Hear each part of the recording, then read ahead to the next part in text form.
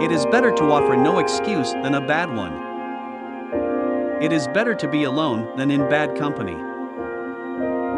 If freedom of speech is taken away, then dumb and silent we may be led, like sheep, to the slaughter. My mother was the most beautiful woman I ever saw. All I am I owe to my mother. I attribute my success in life to the moral, intellectual, and physical education I received from her.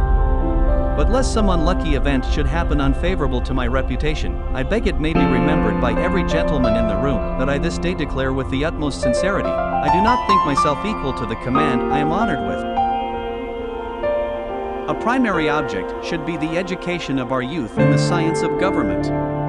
In a republic, what species of knowledge can be equally important? And what duty more pressing than communicating it to those who are to be the future guardians of the liberties of the country? George Washington. Be courteous to all, but intimate with few, and let those few be well tried before you give them your confidence. True friendship is a plant of slow growth, and must undergo and withstand the shocks of adversity before it is entitled to appellation. A free people ought not only to be armed, but disciplined, to which end a uniform and well-digested plan is requisite, and their safety and interest require that they should promote such manufactories as tend to render them independent of others for essential, particularly military, supplies. In politics, as in philosophy, my tenets are few and simple. The leading one of which, and indeed that which embraces most others, is to be honest and just ourselves and to exact it from others, meddling as little as possible in their affairs where our own are not involved. If this maxim was generally adopted, wars would cease and our swords would soon be converted into reap hooks and our harvests be more peaceful, abundant, and happy. Human happiness and moral duty are inseparably.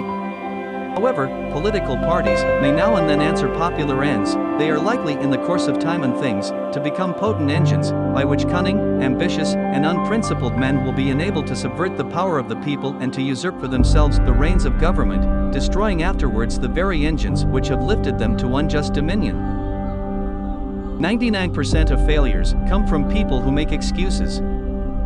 I hope I shall possess firmness and virtue enough to maintain what I consider the most enviable of all titles, the character of an honest man. There is nothing which can better deserve our patronage than the promotion of science and literature. Knowledge is in every country the surest basis of public happiness. Guard against the impostures of pretended patriotism. Labor to keep alive in your breast that little spark of celestial fire called conscience. Perseverance and spirit have done wonders in all ages. Associate yourself with men of good quality, if you esteem your own reputation, for 'tis better to be alone than in bad company.